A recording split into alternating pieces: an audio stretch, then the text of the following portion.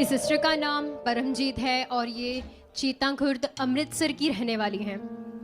ये बताती हैं कि इनके 2 बेटे और 1 बेटी है। बेटी की तो इन्होंने शादी कर दी है, लेकिन एक बेटा तो इनके साथ रहता है और दूसरा बेटा कमाई करता है और वो 1 हफ्ते बाद घर को लौटता है। तो ये बताते हैं कि ये परमेश्वर में इकलौती घर में ऐसे हैं जो परमेश्वर के साथ चलते हैं, विश्वास करते हैं। और बताते हैं कि अचानक से ही ये तो परमेश्वर में अच्छे से चल रहे हैं, सब कुछ ठीक ठाक था, पर बताते कि 2 हफ्ते पहले इनके घर में अचानक से एक नेगेटिविटी ने काम कर दिया। इनका बेटा एकदम से ही इनके विरोध में हो गया, गुस्से से भर गया और इनसे बात नहीं करता था। इनका वो बेटा जो कि 1 हफ्ते बाद घर लौटता था, कमाई करता था। और बताते कि अचानक से ही उसके मन में क्या आया, कौन सी बात उठी। बताते कि विरोध इतना ज़्यादा बढ़ गया कि वो अपनी मदर को देखना भी पसंद नहीं कर रहा था, बात नहीं करता था, घर नहीं आता था। और ये मदर होने के नाते बताते कि ये सोचती थी और एकदम से परेशान हो गई। किसी के थ्रू बताते कि इन्होंने अपने बेटे से बात की, कोशिश की बात करने की, और आगे से इनके बेटे का यही रिप्लाई आया कि आप मुझे कॉल मत करो, मुझे घर नहीं आना है और मैं घर नहीं आऊँगा। ऐसा करके उसने फ़ोन तो काट दिया। लेकिन बताते कि उस समय ये सोचने लगी कि मेरा बेटा आखिर घर कब आएगा, क्या हुआ है, कुछ बात हुई है। तो ऐसा ये तो अचानक से सोचती थी। और बताते कि इस बात को ये क्योंकि परमेश्वर की बिलीवर हैं, तो इस बात को परमेश्वर के हाथ में भी रखती थी कि अचानक से मेरे बेटे को ऐसा क्या हो गया है, उसके अंदर ऐसी कौन सी बातें आ गई हैं जिस कारण से वो मुझसे इतनी नफरत करने लगा। ये खुद भी नहीं जानती थी, पर उस हालात को सिर्फ परमेश्वर के हाथ में देती थी। कहते कि मैंने काफ़ी बार कांटेक्ट करने की कोशिश की।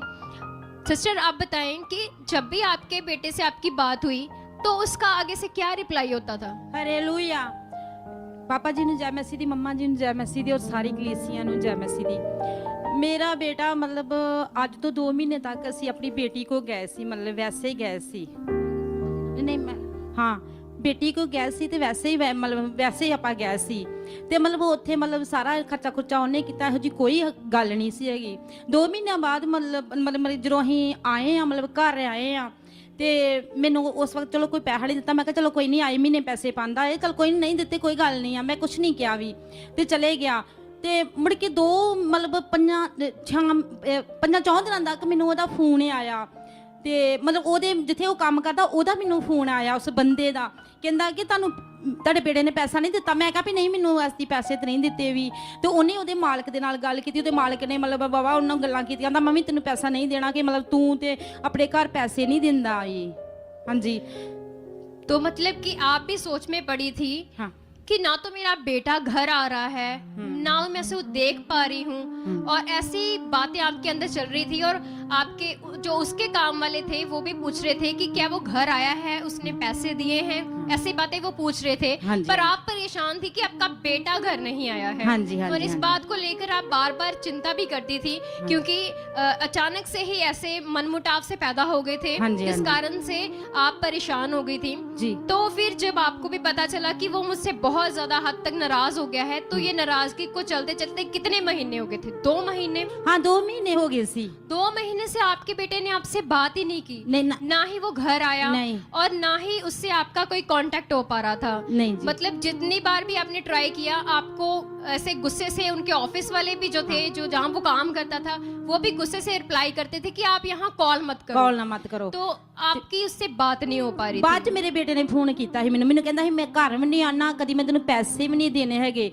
मतलब वो तो आपको ऐसे रिप्लाई दे ही रहा था गुस्से के साथ। ਤੇ ਮੈਂ ਕਿਹਾ ਕੋਈ ਗੱਲ ਨਹੀਂ, ਤੁਸੀਂ ਮੈਨੂੰ ਨਹੀਂ ਪੈਸੇ ਦੇਣੇ, ਕੋਈ ਗੱਲ ਨਹੀਂ। ਆਂਦਾ ਤੂੰ ਝੂਠ ਕਿਉਂ ਨਹੀਂ ਬੋਲਿਆ? ਮੈਂ ਕਿਹਾ ਮੈਂ ਖੁਦਾ ਦੇ ਘਰ ਜਾਣੀ, ਮੈਂ ਝੂਠ ਨਹੀਂ ਬੋਲੂੰਗੀ, ਤੁਸੀਂ ਮੈਨੂੰ ਨਹੀਂ ਦੇ ਪੈਸੇ ਦਿੱਤੇ।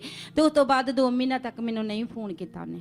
आप बताएं सिस्टर कि जैसे परमेश्वर के दास की ओर से बात आई कि उन्हें परमेश्वर ने दर्शन दिया और उन्होंने हमें बताया कि 1 हफ्ते की लगातार प्रार्थना होगी दिसंबर महीने में। हाँ जी सिस्टर, मैं इतना संडे वाली मीटिंग ते आई सी ते पापा जी ਨੂੰ ਮਤਲਬ ਜਿਵੇਂ ਪਾਪਾ ਜੀ ਸਾਡੇ ਵਿੱਚ ਆਏ ਤਾਂ ਪਾਪਾ ਜੀ ਕਹਿਣ ਲੱਗੇ ਕਿ ਮੈਂ ਮਤਲਬ ਦਰਸ਼ਨ ਪਰਮੇਸ਼ਰ ਵੱਲੋਂ ਆਇਆ ਹੈ ਤੇ ਤੁਸੀਂ ਟੈਂਟ ਕਰੋਗੇ ਤੇ ਸਾਡੇ ਸਾਰੇ ਕੰਮ ਹੋ ਜਾਣਗੇ। ਤੇ ਸਿਸਟਰ ਜੀ ਉਹ ਮੈਂ ਦਰਸ਼ਨ ਬੜੇ ਵਿਸ਼ਵਾਸ ਨਾਲ ਲਿਆ। ਮੈਂ ਕੋ ਇੱਥੇ ਤੇ ਕਿਸੇ ਵਿਸ਼ੇ ਨਾਲ ਨਹੀਂ ਸੀ ਆਇਆ ਜਾਂਦਾ, ਪਰ ਮੈਂ ਘਰ ਇੰਨੇ ਵਿਸ਼ਵਾਸ ਨਾਲ ਉਹ ਦਰਸ਼ਨ ਲੈ ਲਿਆ ਕਿ ਬਹੁਤ ਵਿਸ਼ਵਾਸ ਨਾਲ ਮੈਂ ਘਰ ਟਾਈਮ ਤੇ ਕੰਮ ਕਰਕੇ ਤੇ ਮੈਂ ਬੈਠ ਜਾਂਦੀ ਸੀ, ਉਹਦੀ ਫੋਟੋ ਰੱਖ ਲੈਂਦੀ ਸੀ। ਮੈਂ ਕਿਹਾ ਪਰਮੇਸ਼ਰ ਇਹ ਦਰਸ਼ਨ ਦਾ ਰਿਜ਼ਲਟ ਮੇਰੇ ਬੇਟੇ 'ਚ ਆ ਚੁੱਕਿਆ, ਤੂੰ ਆਪਣੀ ਮਹਿਮਾ ਨੂੰ ਮੈਨੂੰ ਖੜਿਆ ਕਰ ਚੁੱਕਿਆ। ਮੈਂ ਬਾਅਦ 'ਚ ਮੁੜ ਕੇ ਮੈਨੂੰ ਮਤਲਬ ਮੰਡੇ ਵਾਲੇ ਦਿਨ ਇਹ ਦਰਸ਼ਨ ਰੱਖਿਆ ਗਿਆ ਤੇ ਵੀਰਵਾਰ ਮੁੜ ਕੇ ਮੈਂ ਘਰ ਟੈਂਟ ਸੈਂਕਤੀ ਕਰ ਰਹੀ ਸੀ। ਉਸ ਦਿਨ ਮੈਨੂੰ ਉਹਦੀ ਮਾਲਕਾਣੀ ਦਾ ਫੋਨ ਆ ਗਿਆ, ਕਹਿੰਦੀ ਕਿ ਸੰਦੀਪ ਸਾਡੇ ਕੋਲੇ ਆ ਕੰਮ ਕਰ ਰਿਹਾ ਵਾ। ਤੇ ਮੈਂ ਉਹਨੂੰ ਕਿਹਾ ਕੰਮ ਜਾਂਦਾ ਨਹੀਂ ਕੰਮ ਤੇ, ਮੈਂ ਕਿਹਾ ਵੀ ਇਹ 2 ਮਹੀਨੇ ਤੋਂ ਘਰ ਨਹੀਂ ਆ ਰਿਹਾ। ਫਿਰ ਉਹਨੇ ਕੁਛ ਡਾਂਟਿਆ ਵੀ। ਫਿਰ ਮੇਰੇ ਬੇਟਾ ਕਹਿੰਦਾ ਮੈਂ ਅਗਲੇ ਦਿਨ ਗੱਲ ਕਰੂੰਗਾ ਮੰਮਾ। ਫਿਰ ਉਹਨਾਂ ਮੈਨੂੰ ਸ਼ੁੱਕਰਵਾਰ ਫੋਨ ਕੀਤਾ, ਆਂਦਾ ਮੰਮੀ ਕੀ ਹਾਲ ਆ ਡੈਡੀ ਦਾ ਤੁਹਾਡਾ ਵਾ। ਮੈਂ ਕਿਹਾ ਵੀ ਪਰਮੇਸ਼ਰ ਨੇ ਬੈਸਟ ਆ ਸਾਡਾ ਹਾਲ, ਤੇ ਤੂੰ ਘਰ ਕਿਉਂ ਨਹੀਂ ਆਂਦਾ? ਆਂਦਾ ਨਹੀਂ ਮੰਮੀ ਮੈਂ ਨਾਰਾਜ਼ ਨਹੀਂ ਆ, ਮੈਂ ਬਿਲਕੁਲ ਤੁਹਾਡੇ ਘਰ ਆਉਂਗਾ ਮੰਮੀ। ਹਾਂ ਮੰਮੀ ਮੈਂ ਪੈਸੇ ਵੀ ਦੇ ਕੇ ਜਾਊਂਗਾ। ਫਿਰ ਮੇਰੇ ਬੇਟੇ ਨੇ ਮੰਗਲਵਾਰ ਆਇਆ ਤੇ ਫਿਰ ਮੇਰੇ ਗੱਲ ਨਾਲ ਲੱਗਾ, ਆਪਣੇ ਪਾਪਾ ਦੇ ਲੱਗਾ, ਫਿਰ ਮੈਨੂੰ ਪੈਸੇ ਵੀ ਦੇ ਕੇ ਗਿਆ। ਹੁਣ ਬਿਲਕੁਲ ਸਭ ਠੀਕ ਹੈ, ਮੇਰਾ ਬੇਟਾ ਘਰ ਆ ਰਿਹਾ, ਮੈਨੂੰ ਪੈਸੇ भी दे रहा। मैं परमेश्वर का बहुत धन्यवाद करती हूँ। Hallelujah, hallelujah. ये सिस्टर बताते हैं कि इनके पॉजिटिव अंगीकार के कारण जो यहाँ पर ग्रेस काम करती है, जब इन्होंने रेगुलर मीटिंग्स को अटेंड किया, उसमें जो पॉजिटिव इतनी पावरफुल टीचिंग आ रही थी, उससे इनका मन इतना दृढ़ हुआ, इतना विश्वास से भरा, और उसी विश्वास ने जो परमेश्वर के दास के शब्दों से जो परमेश्वर उन्हें देते हैं, उससे इनका मन इतना दृढ़ हुआ कि आज जब प्रैक्टिकल किया तो इनका बेटा इनके पास आ चुका है।